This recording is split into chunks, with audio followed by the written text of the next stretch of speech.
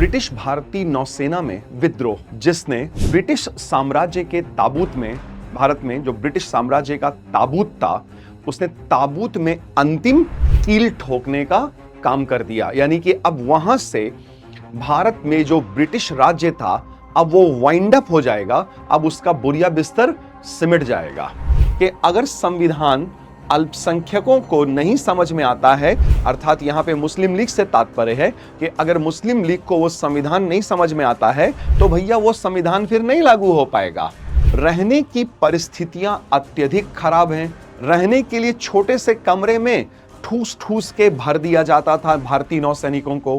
कि परिणाम आए ना तो जिन्ना के पैरों तले जमीन खिसक गया और उनका राजनीतिक जीवन पूरी तरह से अंधकारमय दिखने लगा, क्योंकि 11 में से तकरीबन 8 प्रांतों में कांग्रेस पार्टी ने सरकार बना डाली।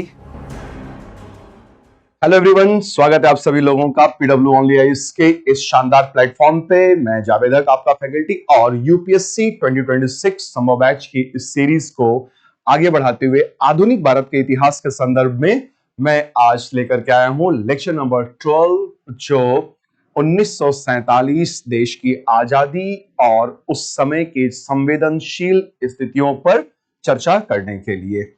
और आज के सेशन में हम विशेष रूप से इस बात का अध्ययन करेंगे कि 1945 से आगे और 15 अगस्त 1947 को जब देश आजाद हो रहा है, तो इस दौरान, इस दरमियान की वो संवेदनशील बल्कि अति संवेदनशील परिस्थितियां क्या थी और कैसे हम 1945 के बाद से आगे 1946 और 1947 का ये बड़ा जटिल और संवेदनशील समय था, जिसे हमने उस समय झेला और न केवल देश आजादी की ओर तेजी से बढ़ा बल्कि विभाजन की ओर भी बढ़ गया। और हम आजाद तो हुए, लेकिन हमें विभाजन का भी दंश झेलना पड़ा और सांप्रदायिकता के दैत्य ने अंततः पाकिस्तान का निर्माण करा ही लिया था।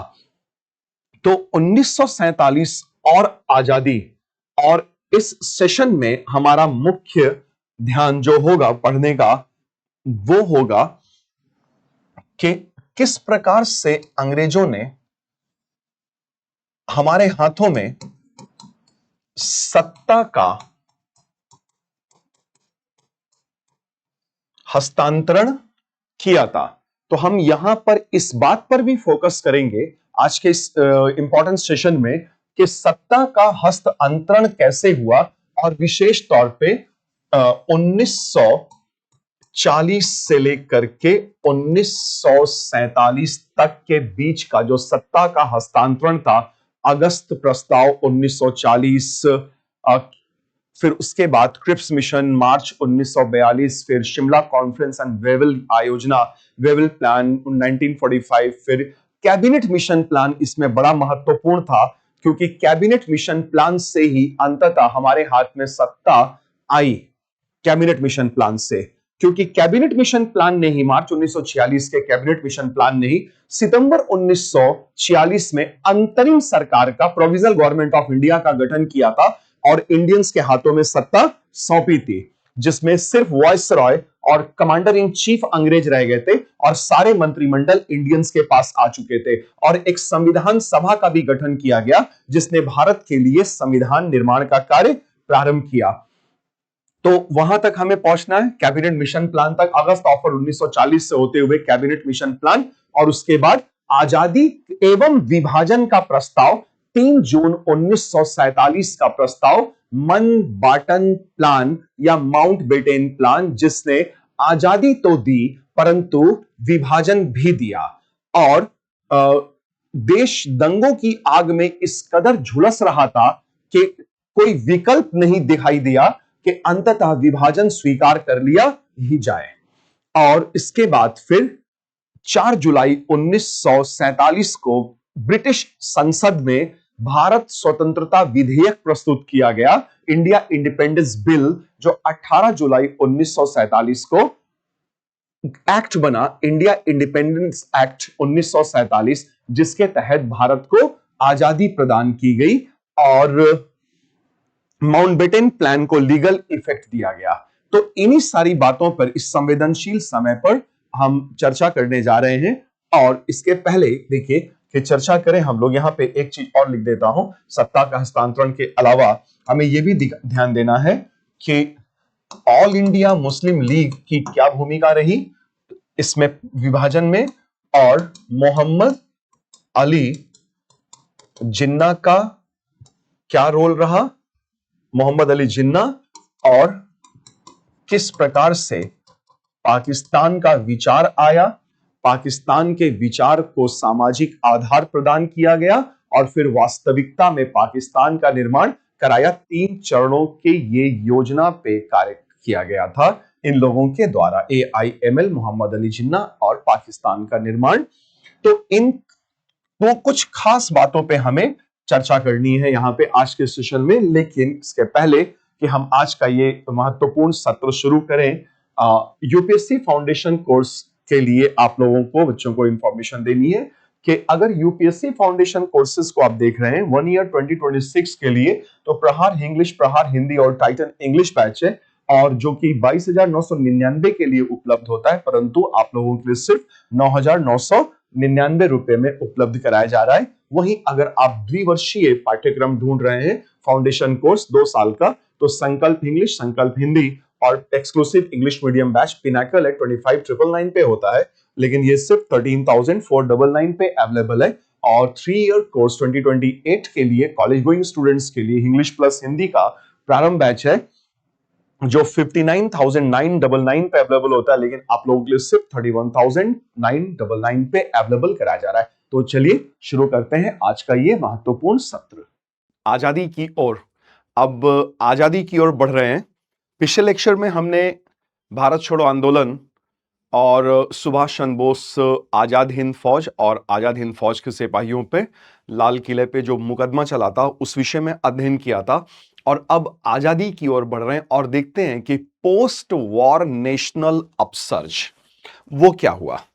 यानी कि जब द्वितीय विश्व युद्ध समाप्त हो गया 1945 से जब तक हमें आजादी नहीं मिल गई, वहां तक क्या हुआ। यह काल आजादी की लड़ाई का बड़ा ही क्रिटिकल पार्ट था, बड़ा ही संवेदनशील भाग था, और इसमें बड़ी महत्वपूर्ण कुछ घटनाएं घटती हैं, जिसमें कुछ घटनाएं जैसे कि royal Indian navy mutiny, British भारतीय नौसेना में विद्रोह, जिसने ब्रिटिश साम्राज्य के ताबूत में, भारत में जो ब्रिटिश साम्राज्य का ताबूत था, उसने ताबूत में अंतिम कील ठोकने का काम कर दिया। यानी कि अब वहां से भारत में जो ब्रिटिश राज्य था अब वो वाइंड अप हो जाएगा, अब उसका बुरिया बिस्तर सिमट जाएगा और जल्दी ही सिमट जाएगा उस घटना के बाद। तो अगर हम देखें कि जो पोस्ट वॉर नेशनल अपसर्ज है, पोस्ट वॉर नेशनल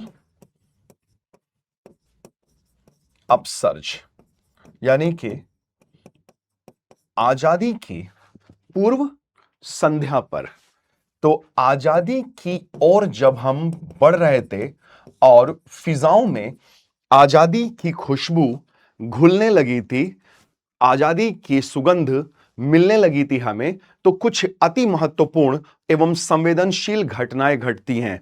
तो हम यहां से न केवल आजादी की ओर जा रहे थे 1945 से 1947 की ओर, बल्कि तेजी से भारत विभाजन की ओर भी बढ़ रहे थे।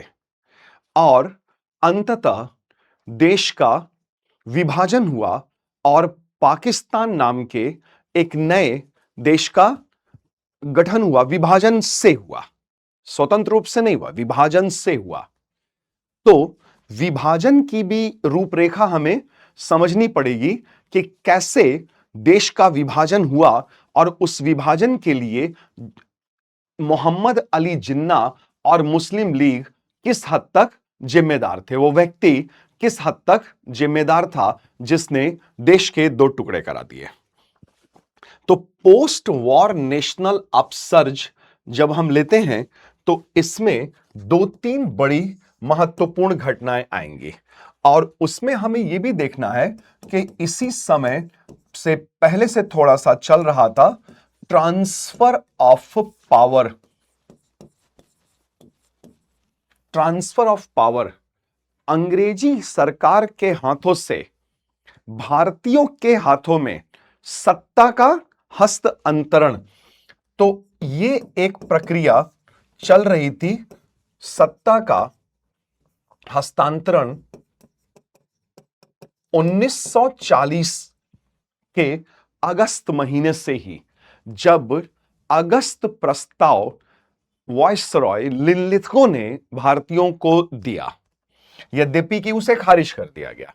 सत्ता का हस्तांतरण भी चल रहा था इसी समय और 1940 से 1947 के मध्य सत्ता का तेजी से हस्तांतरण हुआ था, जिसमें हमें देखना होगा कि किस प्रकार से सत्ता अंग्रेजों के हाथों से निकलकर भारतीयों के हाथों में आई। अगस्त प्रस्ताव 1940, क्रिप्स मिशन आया भारत इसके बाद, और इन दोनों का ही उद्देश्य द्वितीय विश्व युद्ध में भारतीयों का सहयोग लेना था अंग्रेजी राज को।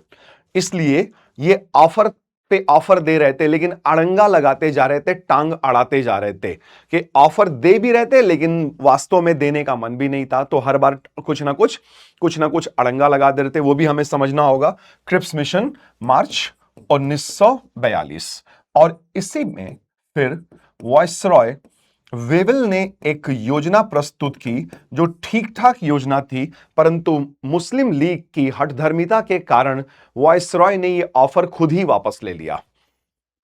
1945 Shimla conference and Wavell plan, और इसके बाद कैबिनेट मिशन मार्च 1946, जो न केवल अंतिम रूप से सत्ता हस्तांतरण था, बल्कि भारतीयों को संविधान निर्माण का भी पूरा अधिकार दे रहा था। Cabinet mission plan, cabinet mission 1946। और यह देखना है हमें। दूसरा, हमें इसी समय जब हम आजादी की ओर बढ़ रहे हैं तो हमें यह भी देखना है कि भारत विभाजन व भारत के कुछ हिस्सों को लेकर के पाकिस्तान का निर्माण होता है। पाकिस्तान का निर्माण, जिसमें पंजाब का मुस्लिम कंसंट्रेटेड एरिया, मुस्लिम बाहुल्य क्षेत्र, यानी कि आधा पंजाब, और उधर आधा पंजाब जो मुस्लिम बाहुल्य पंजाब था वो पश्चिमोत्तर की ओर, उसके बाद उत्तर पश्चिमी सीमांत प्रांत को, और सिंध के अलावा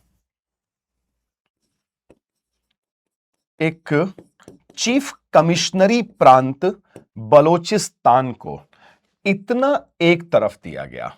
और बंगाल का आधा हिस्सा जो मुस्लिम बाहुल्य था वो, और इतने को मिला करके बना पाकिस्तान। तो कौन व्यक्ति था जिसके दिमाग में पहली बार ये विष आया, ये जहर आया कि पाकिस्तान नाम का एक देश या ऑटोनॉमस रीजन होना चाहिए दक्षिण एशिया के मुसलमानों के लिए?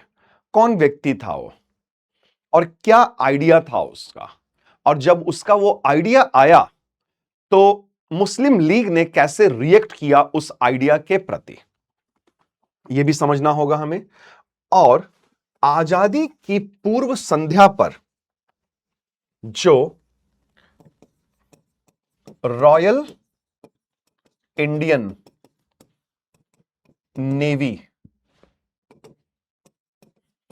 म्यूटिनी, नौसैनिक जो फरवरी 1946 में प्रारंभ होता है, नौसैनिक विद्रोह, नौसैनिक विद्रोह। और ये शुरू होता है ब्रिटिश भारतीय नौसैनिकों के विद्रोह से, जो भारतीय थे, और बहुत तेजी से कई इस्टेब्लिशमेंट, कई जहाजों पर यह फैल जाता है, ऑफशोर इस्टेब्लिशमेंट्स पे यह बहुत तेजी से फैलता है। और इसकी शुरुआत होती है HMIS तलवार के, ब्रिटिश भारतीय नौसेना के भारतीय नौसैनिकों के विद्रोह से। HMIS तलवार, हिज मैजेस्टी इंडियन शिप तलवार से, और तेजी से यह फैलता है। तो नौसैनिक विद्रोह, और इसने भारत में ब्रिटिश राज के ताबूत में अंतिम कील ठोक दी। ब्रिटिश राज के ताबूत में अंतिम कील ठोक दी थी। ठीक, ये तो इतने पक्ष पे हमें विस्तृत और विश्लेषणात्मक, एनालिटिकल डिस्कशन करना है आज के इस बड़े महत्वपूर्ण सेशन में। और आज हम देश को आजाद भी करा देंगे, परंतु विभाजन का दंश भी आएगा हमारे हिस्से में आज के इस चर्चा में। तो चलिए सबसे पहले यहां से लेते हैं कि सत्ता का हस्तांतरण जो अंग्रेज कर रहे थे, वो सही मायनों में प्रारंभ में करना चाह भी रहे थे कि नहीं चाह रहे थे। 1939 में द्वितीय विश्व युद्ध प्रारंभ हुआ, और जिसमें मित्र राष्ट्रों का एक गुट बना और धुरी राष्ट्रों का एक अन्य गुट बना। मित्र राष्ट्रों के गुट में इंग्लैंड, फ्रांस और सोवियत रूस आए, और धुरी राष्ट्रों वाले गुट में तानाशाह, जिसमें बर्लिन, रोम और टोक्यो एक्सिस कहते हैं, जिसमें इटली, जर्मनी और जापान, जिसमें इटली और जर्मनी में दो तानाशाह, इटली में बेनिटो मुसोलिनी और जर्मनी में एडोल्फ हिटलर, और जापान की तानाशाही प्रवृत्ति, ये तीन। और जर्मनी ने बहुत शानदार तैयारी कर रखी थी, अगर कहा जाए सैनिक के दृष्टिकोण से, सेना के दृष्टिकोण से, तो जर्मनी की तैयारी बहुत खतरनाक और बहुत मुकम्मल थी। और जर्मनी ने यह रणनीति बनाई थी कि वो ब्लिट्जक्रिग स्ट्रेटेजी पे हमला करेगा अपने अपोनेंट्स पे। ब्लिट्जक्रिग जर्मन वर्ड, इसका मतलब होता है बिजली की गति से हमला करना, मतलब इतनी तेज हमला करना कि सामने वाले दुश्मन के पैर उखड़ जाएं, इतनी ताकत, इतनी शक्ति से हमला करना था।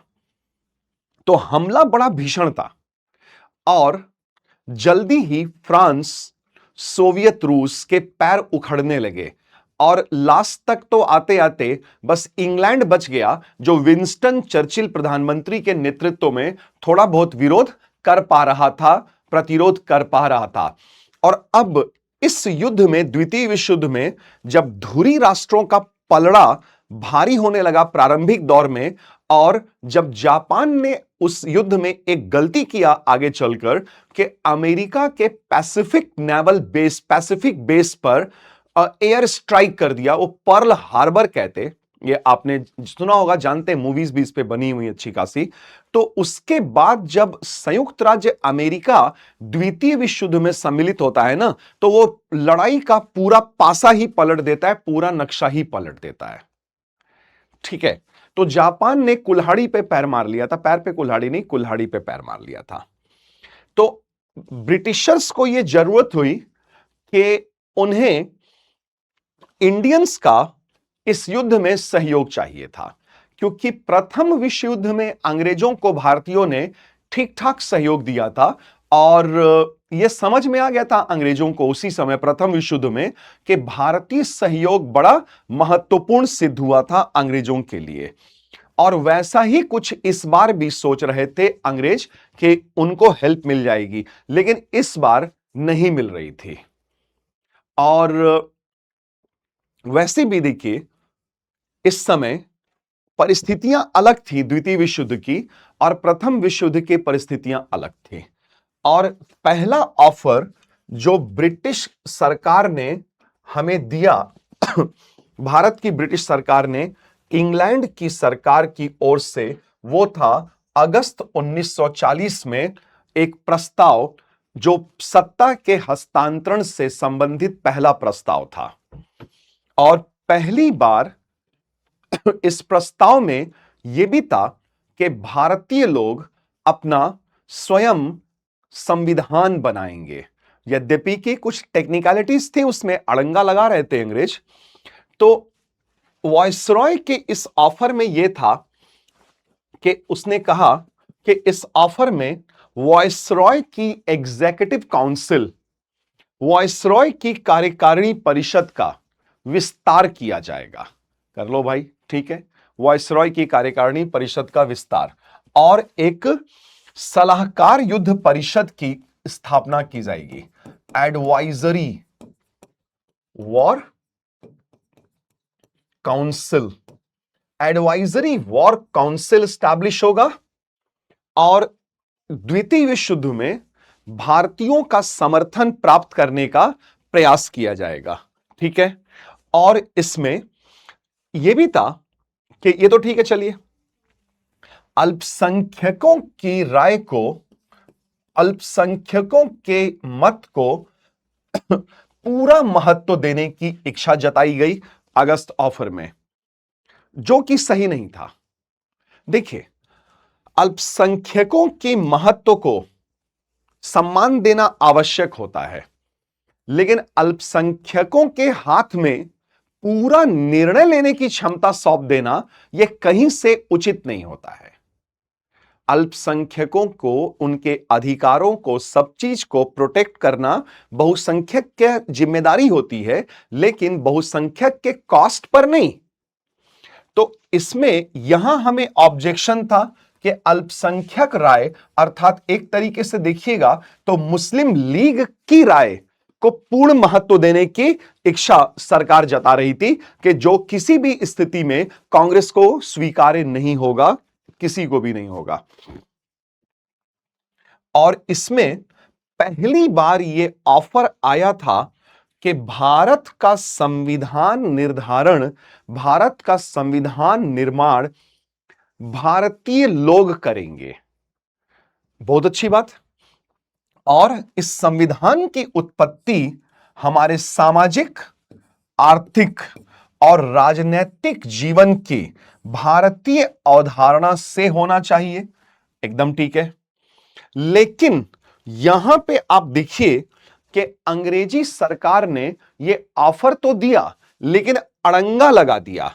और वो अड़ंगा यह था कि संविधान का निर्माण, यहां देखिए अड़ंगा लगा हुआ है, मुख्य रूप से भारतीय करेंगे। मुख्य रूप से भारतीय करेंगे। क्यों भाई, मुख्य रूप से क्यों करेंगे, पूर्ण रूपेण क्यों नहीं करेंगे? तो जब आप हमें संविधान बनाने का अधिकार दे ही रहे हो, तो संविधान बनाने का अधिकार पूर्ण रूप से हमें चाहिए होगा, आंशिक रूप से नहीं चाहिए होगा। क्योंकि जब संविधान हम बनाएंगे तो अंग्रेज उसमें रहेंगे, और वो रहेंगे तो संविधान भला बनाने देंगे? अड़ंगा लगाते रहेंगे, प्रॉब्लम्स क्रिएट करते रहेंगे। तो यहां हमें एक दिक्कत है कि संविधान का निर्माण मुख्य रूप से भारतीय, इसे पूर्ण रूप होना चाहिए था। और अल्पसंख्यकों की राय को महत्व देना होता है, लेकिन अल्पसंख्यकों की राय को पूर्ण महत्व नहीं देना होता है। यहां पर हमें एक ऑब्जेक्शन है। और यह एक दिक्कत ये इसमें कि ये ऑफर तो अंग्रेजी सरकार दे रही थी हमें, लेकिन ये ऑफर मिलेगा द्वितीय विश्व युद्ध के बाद। ये कैसा ऑफर कि भाई जो देना है अभी के अभी दो, द्वितीय विश्व युद्ध के बाद क्या देना? और हमें क्या पता कि द्वितीय विश्व युद्ध में कौन जीतेगा, कौन हारेगा, कौन बचेगा, नहीं बचेगा, दुनिया जहान की बातें हो सकती थी। तो ये ऑफर जो आया, इसमें कहा गया, इस ऑफर में कि भाई ये ऑफर तो अभी दे रहे हैं, घोषणा कर दे रहे हैं, लेकिन अगर आप लोग स्वीकार करते हैं तो ये ऑफर आपको अभी नहीं मिलेगा, ये ऑफर आपको मिलेगा द्वितीय विश्व युद्ध के बाद। तो अजीब बात थी। तो इसीलिए कांग्रेस पार्टी ने इसे साफ तौर पे खारिज कर दिया कि नहीं भाई, हमें ये ऑफर नहीं चाहिए, क्या ना।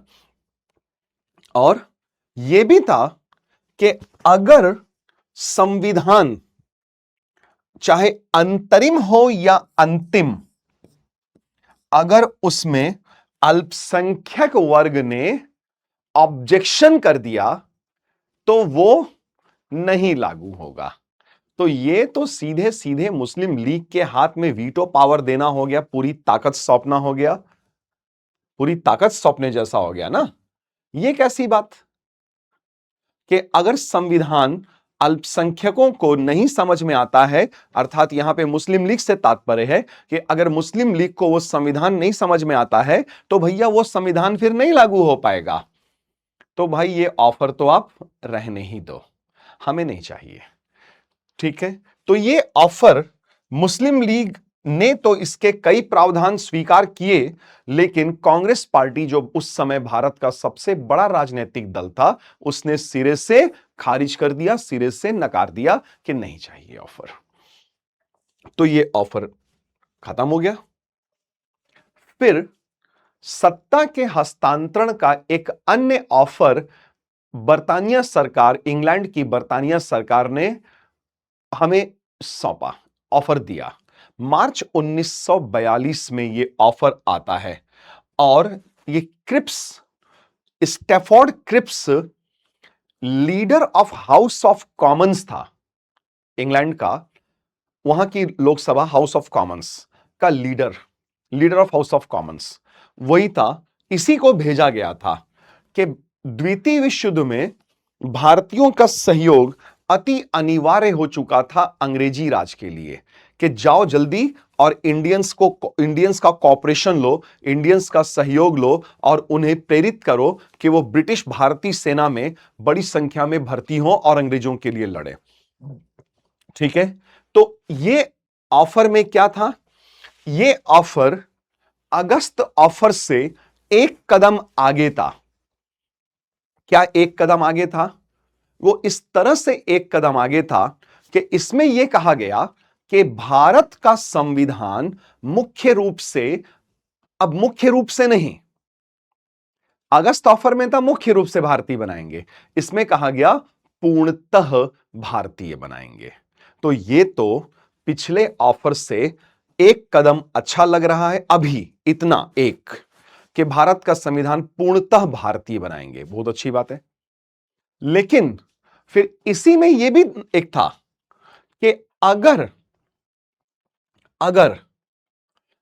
कि कोई भी ब्रिटिश भारत का प्रांत, कोई भी प्रांत, अगर उसे वो संघीय संविधान नहीं पसंद आता है तो वो अपना संविधान बना ले, एक प्रांत अपना संविधान बना ले और वो संविधान बनाकर भारत से अलग हो जाएगा और उसका वही स्टेटस होगा जो यूनियन ऑफ इंडिया का स्टेटस होगा। और जैसे मान लीजिए कोई प्रांत, अगर मद्रास प्रेसिडेंसी प्रांत है और उसको नहीं समझ में आता है कि यह संविधान भारतीयों ने जो बनाया, तो मद्रास कह देगा कि हम तो भाई अपना संविधान बनाने जा रहे हैं और मद्रास अपना संविधान बना करके ब्रिटिश इंडिया से अलग देश बन जाएगा। तो इस हिसाब से देखा जाए तो क्रिप्स मिशन का मंतव्य साफ साफ पता चल रहा है कि वो जाते जाते भी सोच रहे थे कि भारत को कई टुकड़ों में तोड़ करके जाया जाए, बांट करके जाया। So this was more like plan balkanization of India, कि भारत को खंड खंड विखंड कर दिया जाए, कई टुकड़ों में तोड़ दिया जाए। तो सीधे सीधे इस ऑफर को रिजेक्ट कर देना था और ये ऑफर रिजेक्ट हो गया। यद्यपि कि मुस्लिम लीग की तो ये राजनीति के हिसाब से सेट बैठ रहा था, तो मुस्लिम लीग ने इसका वेलकम किया। कांग्रेस ने सिरे से इस ऑफर को नकार दिया कि भाई ऐसा कोई ऑफर हमें नहीं चाहिए, हमें नहीं चाहिए जहां देश के कई टुकड़े होने की नौबत आ जाए। तो इस ऑफर के लिए महात्मा गांधी ने बड़ा इंटरेस्टिंग कोट किया कि ये ऑफर एक डूबते हुए बैंक का पोस्ट डेटेड चेक है, उत्तर तिथीय चेक, कि एक ऐसा चेक दिया जा रहा है जिससे भुनाया नहीं जा सकता, जिसका डेट निकल चुका है, एनकैश नहीं कराया जा सकता है, और वो भी ऐसा बैंक जो डूब रहा है। तो डूबते हुए बैंक का उत्तर तिथीय चेक बोला इसे महात्मा गांधी ने। उन्होंने कहा था कि ये पोस्ट डेटेड चेक है, उसमें पंडित नेहरू ने जोड़ दिया था on a falling bank, post dated cheque on a falling bank. तो क्रिप्स मिशन को रिजेक्ट कर दिया गया। फिर वेवल ने अपनी एक योजना प्रस्तुत की जून 1945 में। यह योजना कंपैरेटिवली बेटर थी, और इस योजना में यह था कि जो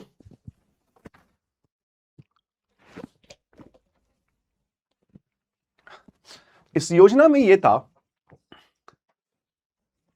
कि जो वॉयसरॉय की कार्यकारिणी परिषद होती थी, उसमें वॉयसरॉय की कार्यकारिणी परिषद में वॉयसरॉय और मुख्य सेनापति अर्थात कमांडर इन चीफ को छोड़कर, अर्थात उस समय की सरकार में वॉयसरॉय को छोड़ दीजिए और कमांडर इन चीफ को छोड़ दीजिए, तो जितने भी मंत्री होंगे, जितने भी मंत्रालयों के मंत्री होंगे, वो सभी सदस्य भारतीय होंगे और उन्हें भारतीय राजनीतिक जीवन के राजनेताओं में से नामित किया जाएगा, नॉमिनेट किया जाएगा। मतलब सभी मंत्रालय इंडियंस को सौंप दिए जाएंगे सिवाय वॉयसरॉय के पद के और कमांडर इन चीफ के पद के। बढ़िया, ये तो ठीक ठाक लग रहा है। फिर यह कहा गया कि वॉयसरॉय की वीटो शक्ति, वॉयसरॉय की वीटो शक्ति को समाप्त नहीं किया जाएगा। तो वॉयसरॉय तो वीटो शक्ति नहीं ही समाप्त करेगा। इसका अर्थ यह था कि कोई कानून यदि बनता है और वॉयसरॉय को वो कानून स्वीकार्य नहीं है, तो वॉयसरॉय उस कानून पर अपना वीटो कर देगा, तो वो कानून समाप्त हो जाएगा, नहीं लागू होगा। तो वॉयसरॉय ने कहा कि देखिए, वीटो शक्ति तो मैं नहीं हटा सकता हूं, लेकिन यह कर सकता हूं, वीटो शक्ति के का अननेसेसरी मैं इस्तेमाल नहीं करूंगा, बेजाय इस्तेमाल इसका नहीं करूंगा। तो viceroy's veto power was not to be abolished, but it won't be used unnecessarily, कि अति आवश्यक होगा तभी वॉयसरॉय अपनी वीटो शक्ति का प्रयोग करेगा। ठीक है, स्वीकार किया जा सकता है। तो यह भी इसमें आया कि जो विदेश मामलों का पोर्टफोलियो है, यानी कि विदेश मंत्रालय भी भारतीयों को सौंप दिया जाएगा। फॉरेन अफेयर्स, जो फॉरेन पोर्टफोलियो है, वो फॉरेन पोर्टफोलियो भी इंडियन को ही दे दिया जाएगा। ठीक है, तो यह भी ठीक लगा कि वाह, फॉरेन पोर्टफोलियो भी इंडियन को दे रहे हैं, विदेश मंत्री भी अब भारतीय होंगे। तो यह ठीक ऑफर था, बुरा नहीं था तुलनात्मक रूप से। लेकिन इस बार सब कुछ ठीक लग रहा था, तो मुस्लिम लीग कैसे सुधर जाए? तो मुस्लिम लीग ने कहा, अड़ंगा लगा दिया। मुस्लिम लीग ने यह बोला कि देखिए, वॉयसरॉय जो ये कह रहे हैं कि सारे मंत्री इंडियन पॉलिटिकल पार्टीज से लिए जाएंगे, तो जितने मुसलमान मंत्री बनेंगे, वायसरॉय की कार्यकारिणी परिषद में जितने मुसलमान सदस्य जाएंगे, वो एकमात्र मुस्लिम लीग से जाएंगे, किसी अन्य पार्टी से नहीं जाएंगे। जैसे कि मुस्लिम लीग ही समस्त भारत के मुसलमानों का प्रतिनिधित्व कर रही थी, और तो कहीं मुसलमान थे ही नहीं। जबकि मुस्लिम लीग से कई गुना ज्यादा मुसलमान तो कांग्रेस पार्टी में भरे हुए थे। लेकिन मुस्लिम लीग ने कहा कि जितने मुसलमान मेंबर्स जाएंगे वायसरॉय की कार्यकारिणी परिषद में, वो सभी के सभी मुस्लिम लीग से जाएंगे। तो इस बार वायसरॉय ने ही अपना ऑफर वापस ले लिया कि जाओ वापस, ये ऑफर ही नहीं देना मुझे। तो वायसरॉय ने ही अपना ऑफर, ये वेवल प्लान वायसरॉय वेवल ने वापस ले लिया। तो यहां इस बार लीग ने अड़ंगा लगा दिया। इसके बाद मार्च 1946 में कैबिनेट मिशन योजना प्रस्तुत किया गया और कैबिनेट मिशन भेजा गया। 3 सदस्यीय कैबिनेट मिशन था। इसमें सर स्टैफोर्ड क्रिप्स करके, वही क्रिप्स मिशन वाला स्टैफोर्ड क्रिप्स, A.V. अलेक्जेंडर और पैथिक लॉरेंस को मिला करके इसका गठन किया गया था। 3 सदस्यीय यह मिशन था और इस मिशन का देखिए उद्देश्य, बड़ा महत्वपूर्ण मिशन था ये।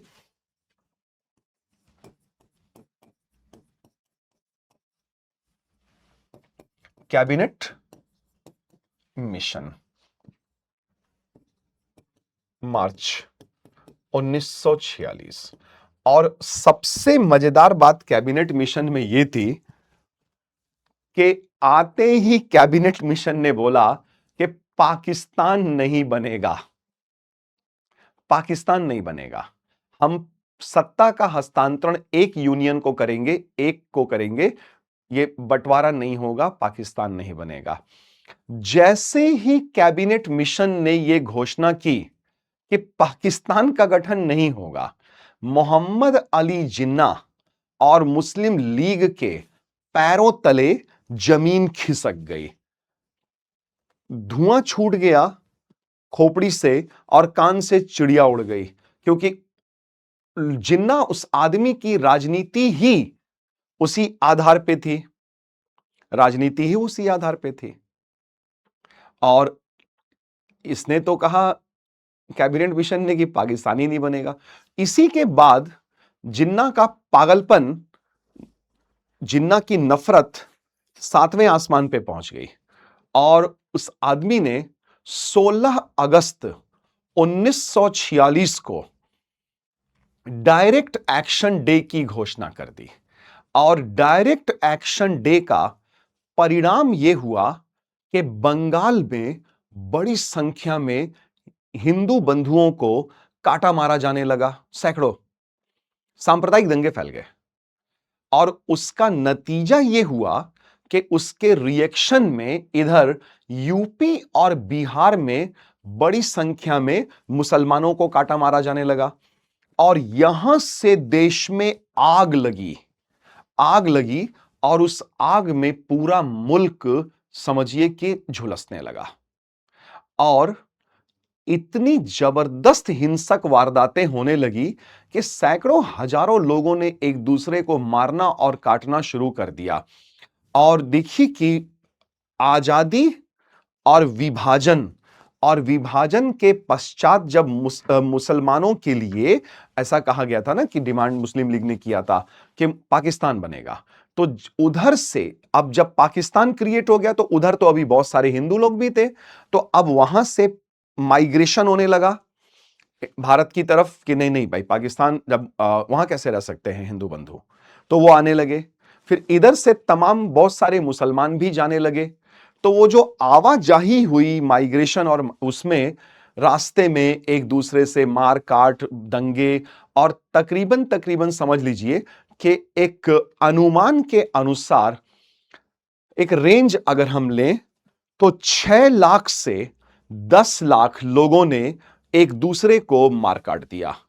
तो ये एक तरीके का जेनोसाइड हो गया, आपस में नरसंहार जैसा हो गया। ठीक है, बल्कि ये जेनोसाइड भी नहीं कहलाता, ये हॉलोकास्ट कहलाता है। विपदा, होलोकास्ट, बहुत बड़े पैमाने पे जब नरसंहार होता है तो उसे होलोकास्ट की संज्ञा दी जाती है। तो कैबिनेट मिशन प्लान का दो महत्वपूर्ण उपदेश था। पहला तो यह था कि भारतीयों के हाथों में राजनैतिक सत्ता का हस्तांतरण, भारतीयों के हाथों में सत्ता का हस्तांतरण। अब इसके लिए सारे इंडियंस के तो हाथ में पावर जाएगी नहीं, सत्ता का कोई केंद्र बनाना पड़ेगा भाई। तो इसी के लिए कैबिनेट मिशन ने सितंबर 1946 को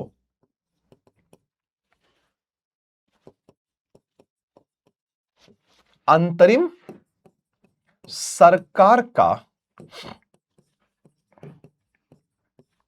गठन किया, जिसमें लीग ने पहले तो आने से आनाकानी किया, मना किया, लेकिन जब बाद में सरकार का गठन हुआ तब लीग ने कहा कि आएगी। फिर लीग ने हामी भर दी, तो ठीक है, फिर लीग को शामिल किया गया। अब सरकार का गठन होता है। इस सरकार में जो ताज है, क्राउन, इंग्लैंड का महाराजा, जो सर्वोच्च सत्ता, नाम मात्र का ही सही, सर्वोच्च सत्ता, क्राउन, वो था जॉर्ज छठा, जॉर्ज सिक्स्थ क्राउन। और इसमें सरकार का जो प्रेसिडेंट, आप अध्यक्ष कह सकते हैं, प्रेसिडेंट का पोस्ट था, और वो प्रेसिडेंट वाइसरॉय होगा, और उस समय है वेवेल, और जिसको वेवेल को आगे चल के प्रतिस्थापित कर देगा माउंटबेटन, लुई माउंटबेटन। और इस सरकार में प्रधानमंत्री का कोई पद नहीं है, डेप्यूटी प्रेसिडेंट का पद है, उपाध्यक्ष, डेप्यूटी प्रेसिडेंट। और इसमें डेप्यूटी प्रेसिडेंट बने कांग्रेस की ओर से नामित पंडित जवाहरलाल नेहरू, उपाध्यक्ष। और बाकी मंत्री परिषद का गठन, जिसमें सरदार, जैसे कि सरदार वल्लभ भाई पटेल गृह मंत्री एवं सूचना एवं प्रसारण मंत्री के साथ साथ वो उस समय रियासतों के मामलों के भी मंत्री बनाए गए, जिनके ऊपर ये बहुत महत्वपूर्ण दायित्व आया कि वो रियासतों को कन्विंस करें कि वो भारत संघ में अपना विलय करें और स्वतंत्र स्थिति, अपनी हैसियत के बारे में, स्वतंत्र देश बनने के बारे में ना सोचें। तो मंत्री परिषद का गठन। ये दूसरा बड़ा महत्वपूर्ण कार्य जो कैबिनेट मिशन का था, वो था कि भारतीयों का संविधान जो पूर्णतः, वो तो आ ही गया था क्रिप्स मिशन में ही, भारतीयों द्वारा बनेगा। और इसके लिए कॉन्स्टिट्यूएंट असेंबली, संविधान निर्मात्री सभा का गठन किया गया, और 389 सदस्यीय सभा, संविधान सभा का गठन, जिसमें तकरीबन 92 या 93 सीट्स रियासतों के लिए भी सुरक्षित रखी गई थी। और बाकी ब्रिटिश भारत के 11 प्रांत और 4 चीफ कमिश्नरी प्रांत। तो 11 ब्रिटिश भारत के विधिवत प्रांत, 4 चीफ कमिश्नरी प्रांत और रियासतों के लिए 92 सीट्स अलॉट कर दी गई थी। और इस संविधान सभा के द्वारा भारत के संविधान का निर्माण किया जाएगा, जिसमें हम पढ़ते आ रहे हैं बचपन से 2 वर्ष 11 माह और कुल 18 दिन लगेंगे। और आगे चलकर 26 नवंबर 1949 को संविधान के कई सारे प्रावधान लागू हो जाएंगे, जबकि 26 जनवरी 1950 को संविधान पूर्ण रूप से लागू हुआ। यहां से आगे तो ये कैबिनेट मिशन प्लान था। तो कैबिनेट मिशन प्लान के बाद और इसी के पैरेलली मैंने अभी आपको बताया कि 16 अगस्त 1946 को जिन्ना के द्वारा प्रत्यक्ष कार्यवाही, सीधी कार्यवाही दिवस मनाया गया, जिससे बड़ी संख्या में दंगे हुए देश में, बंगाल में विशेषकर, जहां सैकड़ों सैकड़ों हिंदू भाइयों का वध कर दिया गया और उसके प्रत्युत्तर में मुस्लिम बंधुओं को मार काट दिया गया। इधर यूपी और बिहार में रिएक्शन आ गया, एक्शन रिएक्शन। तो इसी के बाद सांप्रदायिक दंगे जैसे रुक ही ना रहे हों, एकदम आग लगी पड़ी हुई थी, पूरे मुल्क में जैसे आग लग गई थी। और उसी में फिर 3 जून 1947 को वायसरॉय माउंटबेटेन ने अपनी एक योजना प्रस्तुत की, माउंटबेटेन प्लान या मनबाटन प्लान भी उस जमाने में लोगों ने इसे कहा, क्योंकि मनबाटन प्लान में यह बताया गया कि स्वतंत्रता तो दे रहे हैं लेकिन विभाजन भी होगा, और यह अंतिम ऑफर है, इसके बाद कुछ नहीं है। तो स्वतंत्रता भी और विभाजन भी, यह साथ साथ चलेगा। और स्वयं सरदार पटेल ने कहा कि यदि हमने विभाजन नहीं स्वीकार किया तो हर घर हिंदुस्तान और पाकिस्तान बट जाएगा, हर घर जल उठेगा, हर घर बट जाएगा। तो ऐसा करते हैं कि सांप्रदायिक दंगे रोकने का तो कोई तरीका समझ में नहीं आ रहा है, तो पूरे मुल्क में आग लगी है और हजारों लोग झुलस रहे हैं, तो मजबूरी में ही सही लेकिन विभाजन को स्वीकार कर लेते हैं। तो कांग्रेस पार्टी ने बड़े भारी मन से, सरदार वल्लभ भाई पटेल का भी यही मत था, ये इतिहास में सर्वविदित है, कोई भी गंभीर इतिहास का विद्यार्थी वो इस बात को, इस स्टेटमेंट को जानता है। तो विभाजन स्वीकार कर लिया कांग्रेस पार्टी ने, सिवाय 2 नेताओं के जिन्होंने अंत तक विभाजन का विरोध किया था। उसमें से एक थे महात्मा गांधी और दूसरे पेशावर से खान अब्दुल गफ्फार खान साहब। लेकिन अब माउंटबेटन योजना में यही था, विभाजन, स्वतंत्रता के साथ साथ विभाजन। फिर माउंटबेटन प्लान एक्सेप्ट हुआ कांग्रेस के द्वारा, और फिर वायसरॉय माउंटबेटन इंग्लैंड गया वहां के सरकार से पूरी बात बताने। तो फिर वहां की सरकार ने 4 जुलाई 1947 को 4 जुलाई 1947 को एक बिल प्रस्तुत किया पार्लियामेंट में, इंग्लैंड की पार्लियामेंट में। वहां पे एक बिल प्रस्तुत किया गया, एक विधेयक आया, भारत स्वतंत्रता विधेयक, इंडिया इंडिपेंडेंस बिल। और इस बिल को पास किया ब्रिटिश संसद ने 18 जुलाई 1947 को, और 18 जुलाई 1947 के उस अधिनियम से भारत को पूर्ण आजादी दे दी गई, पूर्ण आजादी दे दी गई। और 15 अगस्त 1947 को देश पूर्णतः आजाद हो गया, जब भारत स्वतंत्रता अधिनियम 18 जुलाई 1947 का वो पूरी तरह से लागू हुआ, जिसने माउंटबेटन प्लान को लीगल इफेक्ट दे दिया। और इस प्रकार से स्वतंत्रता तो हमें अवश्य मिली, लेकिन हमें विभाजन का दंश भी झेलना पड़ा, और एक ऐसा पड़ोसी बना जो आज भी हमारे लिए मुसीबत और नासूर बना हुआ है।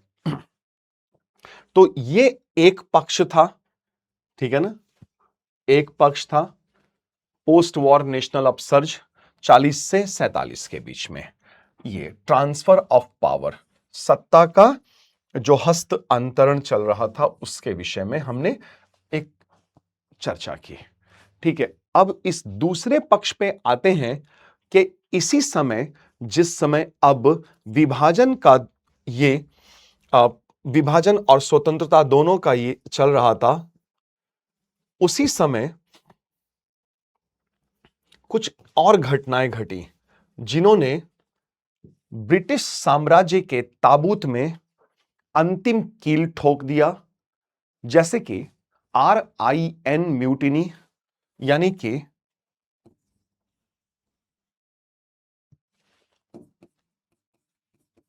रॉयल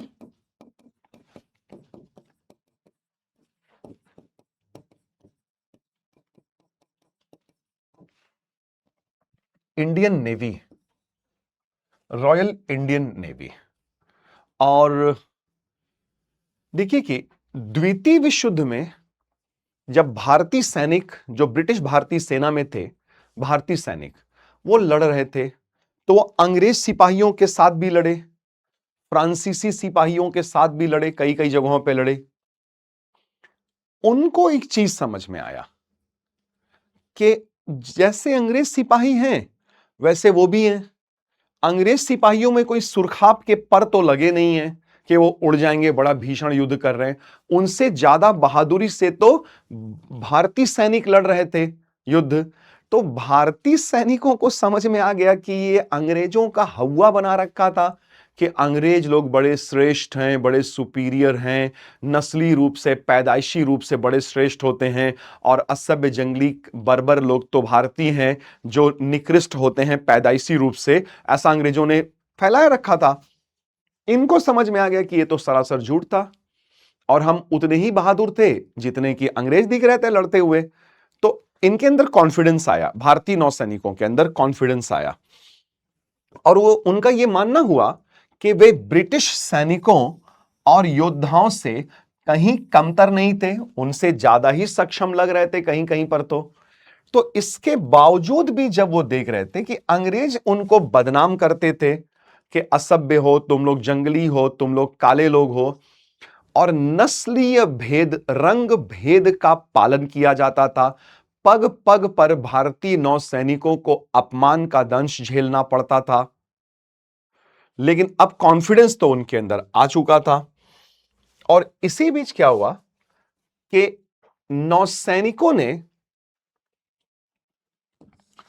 कुछ कंप्लेंट किया सरकार से, सेना में, कि काम की स्थिति बड़ी खराब है भाई, काम की परिस्थितियां बड़ी खराब है, रहने की परिस्थितियां अत्यधिक खराब हैं, रहने के लिए छोटे से कमरे में ठूस ठूस के भर दिया जाता था भारतीय नौसैनिकों को, फंड की भारी कमी, ओवर क्राउडेड बैरक्स, लो सैलरी, वेतन बहुत कम, भीड़ भाड़ वाले बैरक्स, खाने का ठिकाना नहीं, चिकित्सा सुविधाओं का अभाव, प्रमोशन के नाम पे कुछ नहीं, 30 साल से सिपाही हैं, नौसैनिक हैं, और 30 साल बाद नौसैनिक के रूप में ही रिटायर हो जा रहे हैं, प्रमोशन ही नहीं हो रहा है, सैलरी पड़ी हुई है, कई कई महीनों की सैलरी नहीं मिल रही है, एक तो लो सैलरी, उस पे से सैलरी मिल भी नहीं रही है।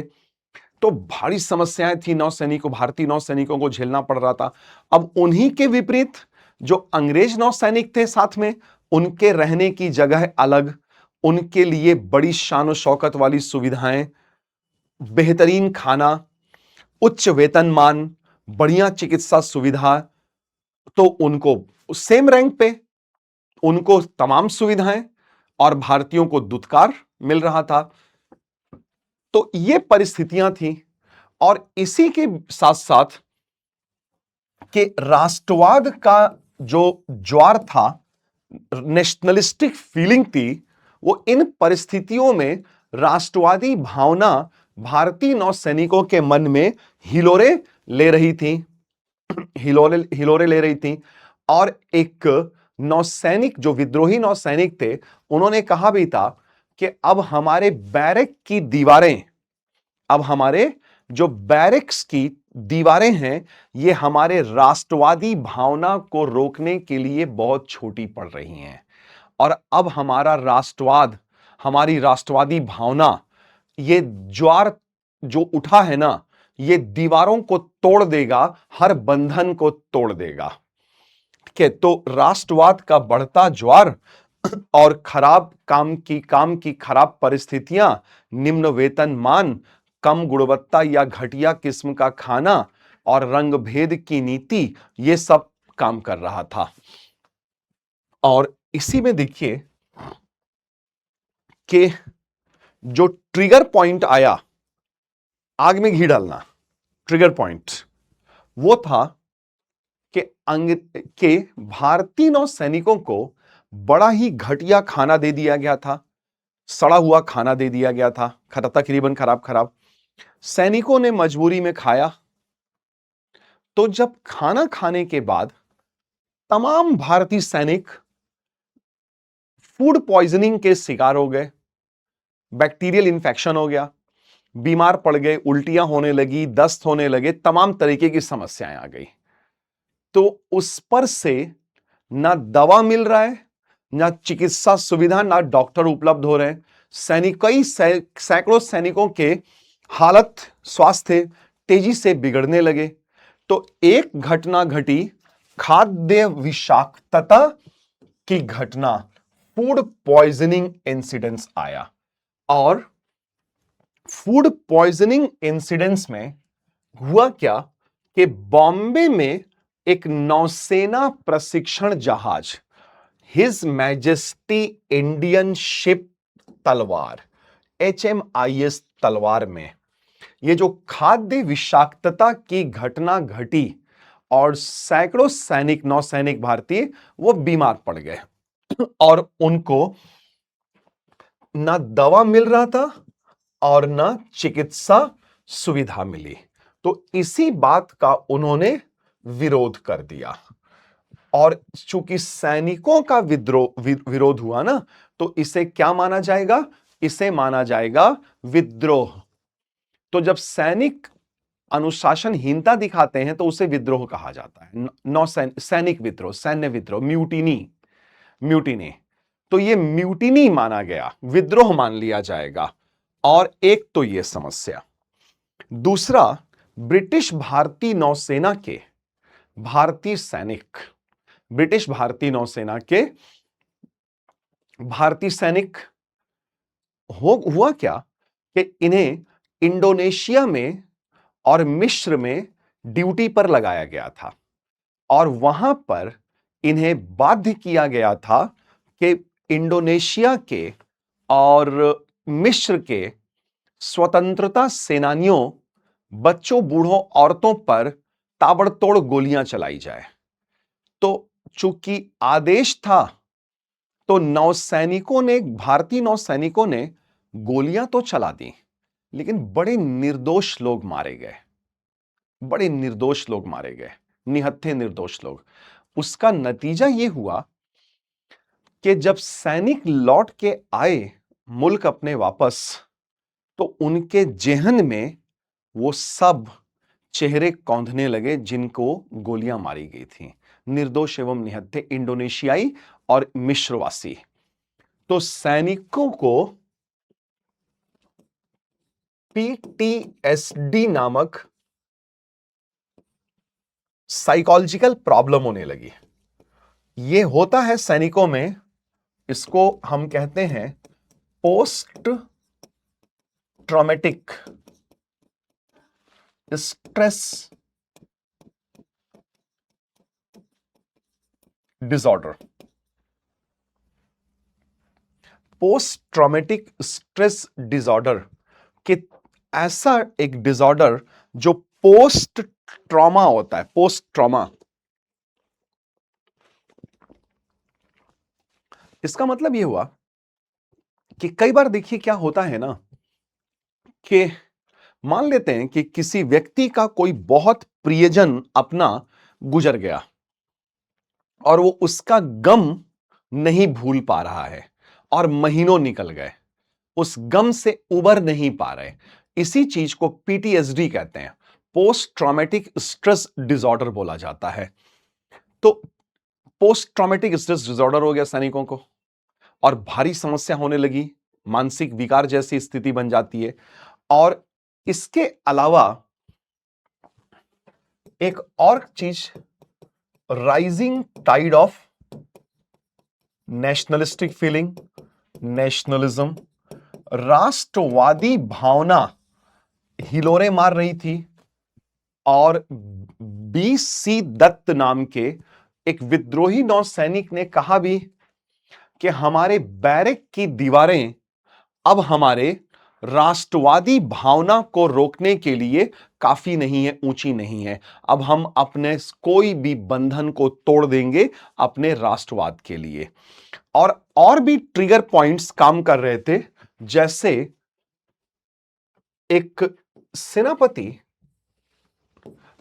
आर्थर फ्रेडरिक किंग और अन्य अंग्रेज सेनापति अधिकारी वो भारतीय सैनिकों का मजाक बना रहे थे और नस्लीय भेदभाव कर रहे थे, जिससे सैनिकों को बड़ा बुरा लगा और वो विद्रोह की ओर आगे बढ़े। और HMIS तलवार के भारतीय नौसैनिकों ने 18 फरवरी 1946 को विद्रोह कर दिया और ये जल्दी ही अन्य ठिकानों पर फैल गया और सैकड़ों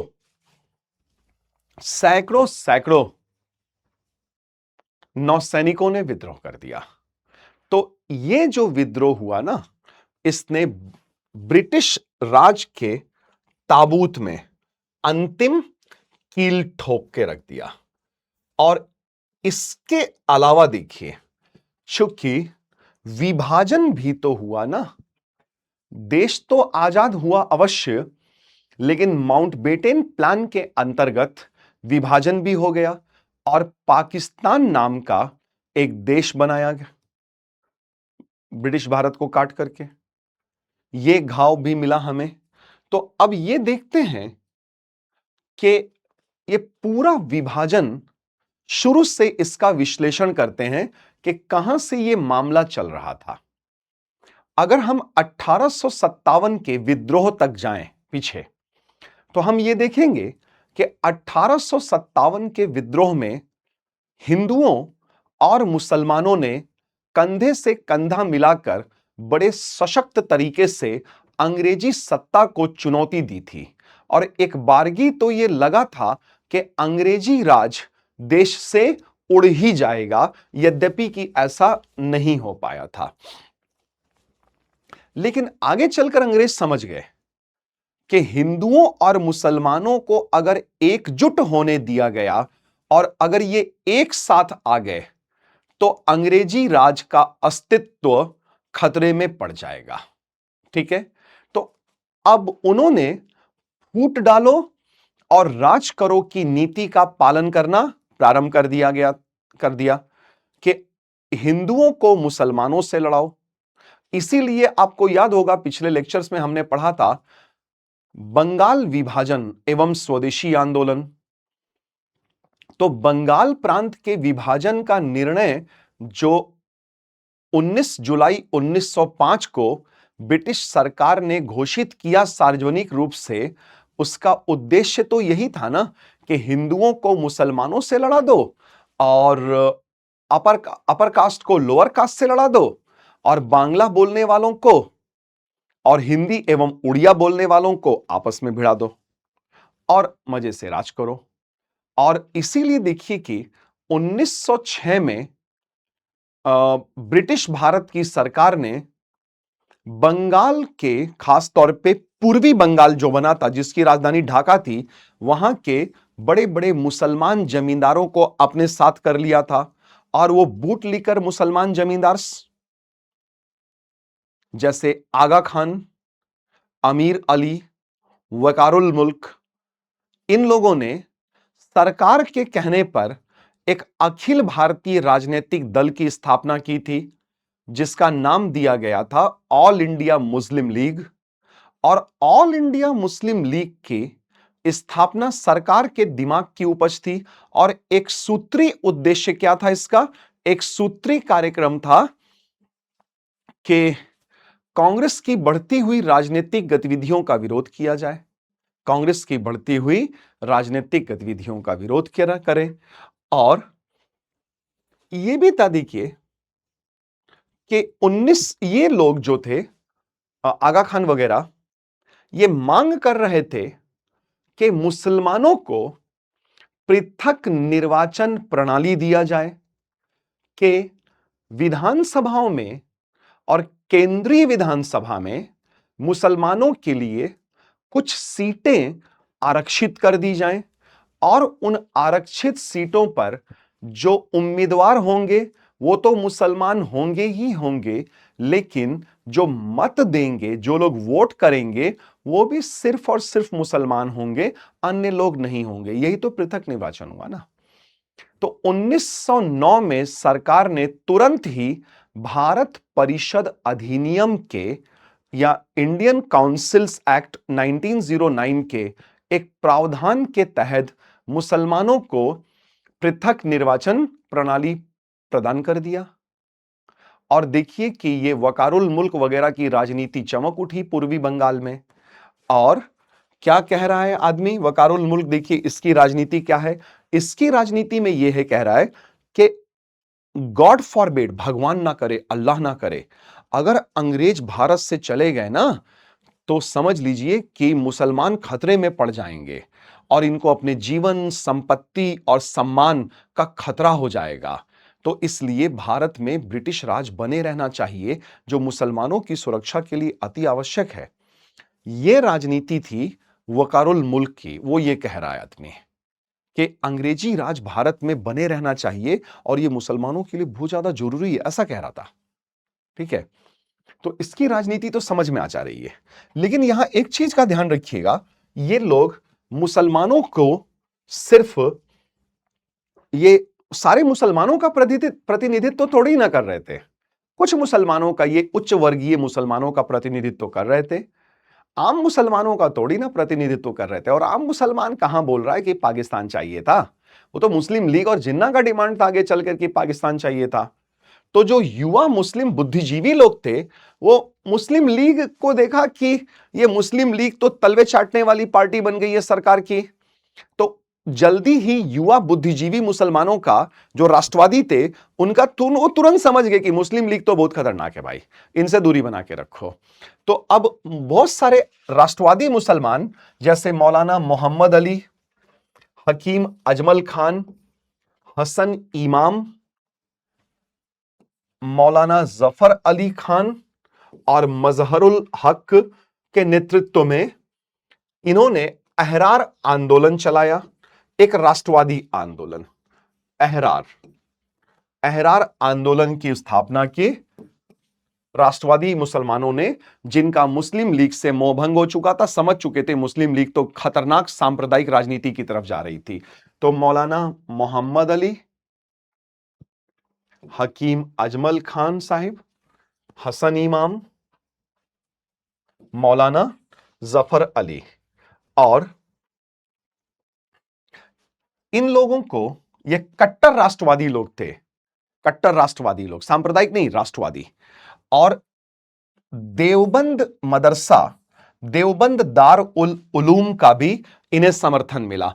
और देवबंद मदरसा लगातार राष्ट्रवादी गतिविधियों में संलग्न रहा था और राष्ट्रीय आंदोलन के साथ खड़ा था, मजबूती के साथ खड़ा था, मुस्लिम लीग की तरह नहीं।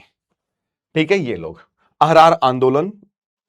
और फिर मौलाना अबुल कलाम आजाद, मौलाना आजाद जिन्हें कहा गया, जो मिस्र के काहिरा में पढ़े हुए बड़े प्रसिद्ध इस्लामी विद्वान थे, अल अजहर विश्वविद्यालय में शिक्षित थे और वो अपना समाचार पत्र भी चलाते थे, अल हिलाल और अल बिलाल।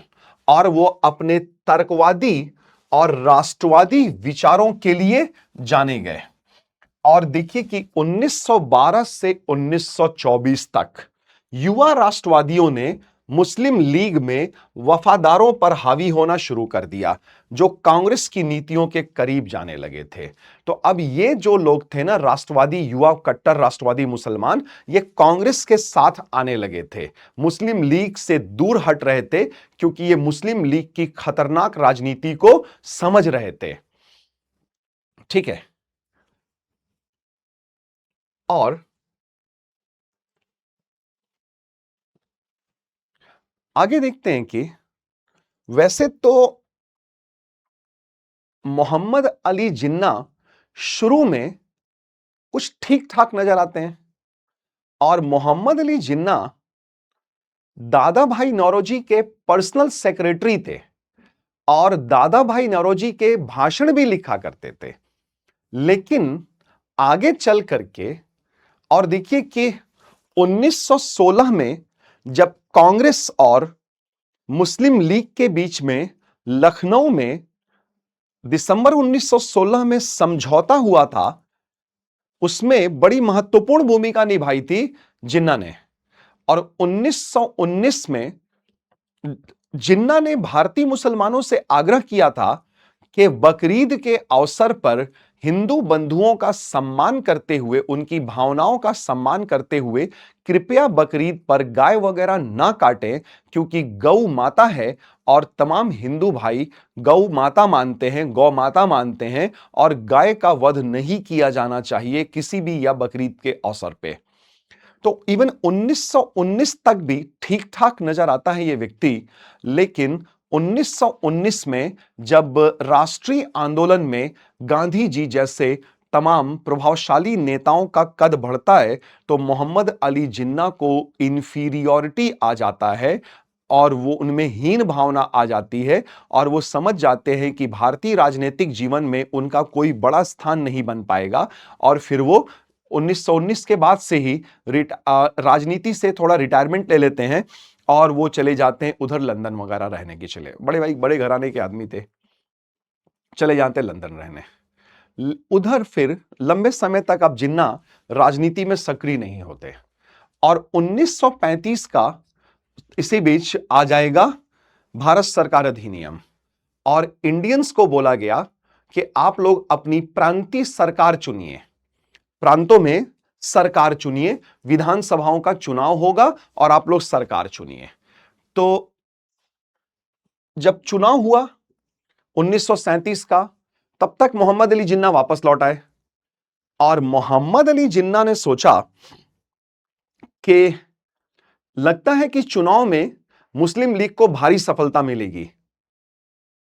तो जिन्ना ने इस चुनाव से बहुत ज्यादा एक्सपेक्ट कर लिया था, बहुत ज्यादा एक्सपेक्ट कर लिया था 1937 के प्रांतीय विधानसभा के चुनाव और सरकार बनाने के लिए, कि उन्होंने सोचा कि कई प्रांतों में तो सरकार बना ही लेंगे। लेकिन जब 1937 के प्रांतीय विधानसभाओं के चुनाव के परिणाम आए ना, तो जिन्ना के पैरों तले जमीन खिसक गया, और उनका राजनीतिक जीवन पूरी तरह से अंधकारमय दिखने लगा, क्योंकि 11 में से तकरीबन 8 प्रांतों में कांग्रेस पार्टी ने सरकार बना डाली, मुस्लिम लीग सरकार ही नहीं बना पाई, कांग्रेस ने ताबड़तोड़ सरकार बना लिया। और उधर बंगाल में भी, बंगाल में फजल उल हक की कृषक प्रजा पार्टी ने सरकार बना लिया, वहां पर भी लीग फेल कर गई।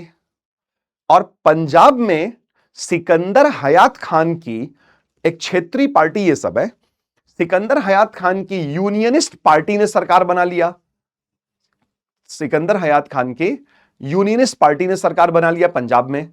बंगाल में फजलुल हक की कृषक प्रजा पार्टी ने सरकार बना लिया। अन्य प्रांतों में कांग्रेस ने सरकार बना लिया, लीग के खाते में आया नील बटा सन्नाटा। ठीक है।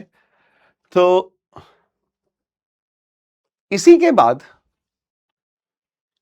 बाद मोहम्मद अली जिन्ना उग्र सांप्रदायिक राजनीति पे चले जाएंगे, उग्र सांप्रदायिक राजनीति पे, कि हिंदुओं और मुसलमानों के हित ना केवल अलग अलग हैं, ना केवल अलग अलग हैं, बल्कि एक दूसरे के विपरीत भी हैं।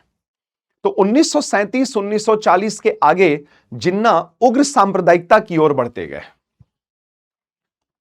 और घोर हिंदू मुसलमान की राजनीति करने लगे। इसी बीच क्या हुआ था, यह 1937, 3 साल पहले 1934 में, 3 साल पहले 1934 में एक विद्यार्थी था, कैम्ब्रिज में पढ़ता था, कैम्ब्रिज विश्वविद्यालय में। उसका नाम था चौधरी रहमत अली।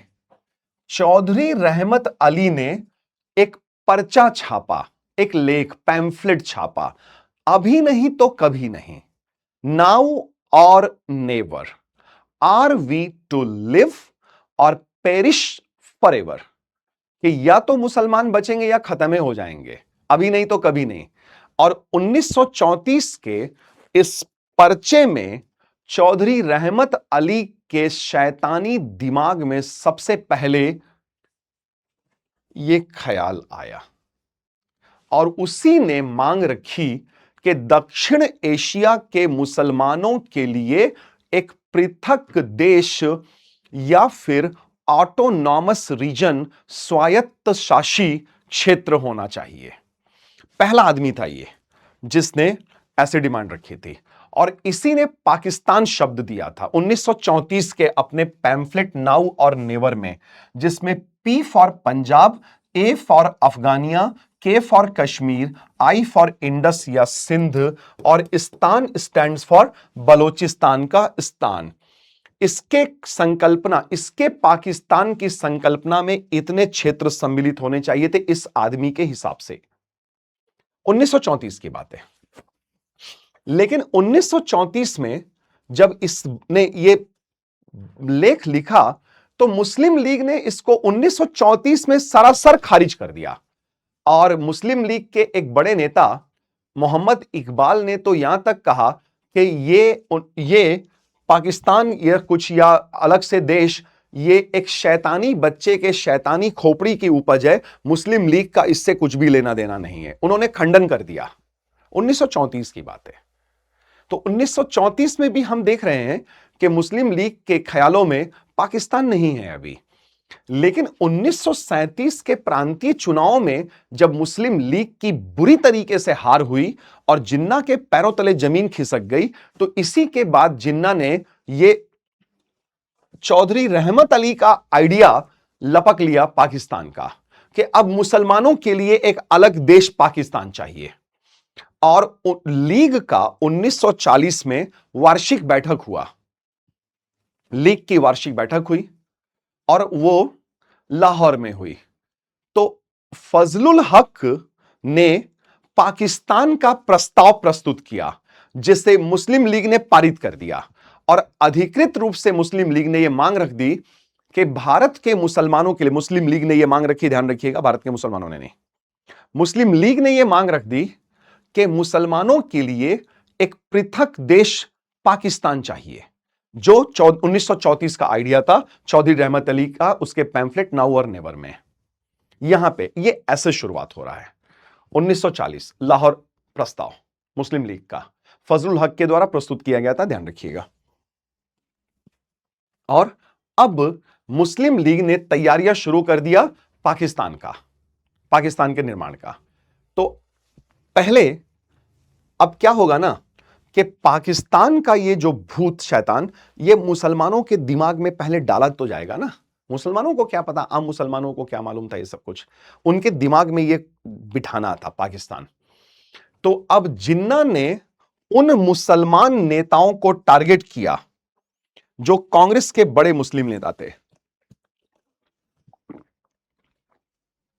मुस्लिम चेहरे, और जिनका मुसलमानों पर अच्छा खासा प्रभाव भी था।